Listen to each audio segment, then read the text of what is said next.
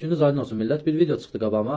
Tibb Universitetində müəllim qızın nəsə mini yubka geyindiyinə görə, yəni ifşa eləyib da bunu ki, aşkara çıxarıb ki, yəni belə bir şey olmaz. Tələbə vidində gəlməsin və bu viddə gələn insanlar mənim sinifə girməsin. Bərəkallah. Nəyi pisdir ki, niyə düşmürsünüz bu müəllimin üstünə? Müəllim deməli sənə təhsil verə bilər. Müəllim deməli sənə institutda, imtahanlarda güzəşt eləyə bilər. Nəyisə göz yuma bilər.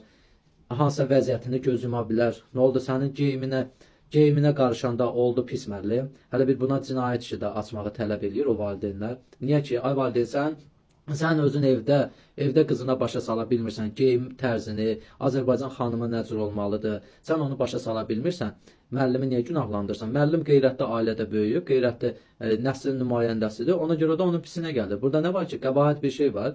Geyinir, keçsin dərsdən sonra geçsin, harda geyinir, geyinsin. Məktəb vidi var, universitet vidi var. İndi universitet oxuyuram deyə, hə, qəbul olmuşam, indi ürəyim istədiyini eləməliyəm. Oğlan uşaqları geçsin, mən institut oxumuşam, girim orada, hər bir hoqqadan çıxardım.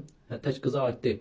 Yəni təhsil almaq hər şey eləmək deyil. Yəni təhsili sən gələcəyin üçün qurursan. Kimisə gələcəyini korlamaq üçün qurmursan ki, mən universitetə girəcəm, ürəyim istədiyi hərəkət edəcəm. Orada da hansısa əxlaqlı bir insanın ailəsindən gəlmiş bir tələbə də sənə baxıb o yolu gedəcək. Niyə ki, niyə belə olmalıdır? O müəllim bilirsiniz nə demək istəyir? Məhz buradan elə bu video ilə də vurğulayıram. O indi qarşınıza çıxır sosial şəbəkələrdə ginekoloqlar, bəzi ginekoloqlar hər şeyi açıb qoyublar ortalığa.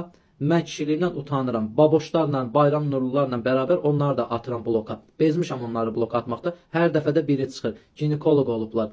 Hər şeyi müzakirə edirlər. Üzr istəyirəm, çoxu da bəlkə bilmir mən nədən söhbət edirəm. Ay həmin o ginekoloqlar gedin bir dənə sayt açın. Orada paylaşın o şəxsi işinizlə bağlı olan əxlaqsızlıqdır da. Yəni burada kişilər də girir. Yəni tək qadınlar deyil. Adlarla açın qadınlar. Sırf qadınlar məşğul olsun. Sırf sizin səhifəyə qadınlar baxsın. Adını da qoyun GNX.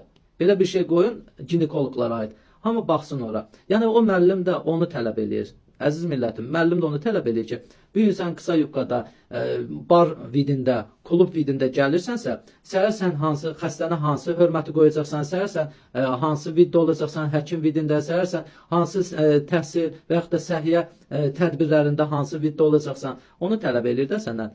Sənə demir ki, sənin şəxsi həyatına qarışmır ki, deyir tələbə vidində gəl. Tələbə vidində gəl. Yəni o görmək istəyir Azərbaycan xanımını yaxşı viddə görmək istəyir.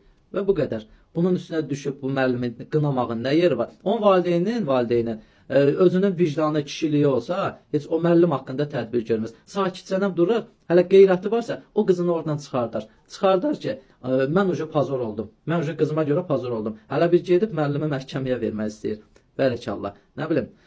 Allah axırımızı xeyir eləsin. Allah axırımızı xeyir eləsin. Bu tələbə demək qəhrəman olmaq demək deyil. Tələbə demək bu xalqına, dövlətinə, millətinə, hər bir şeyə dəyər vermək deməkdir. Allah xalqımızı qorusun.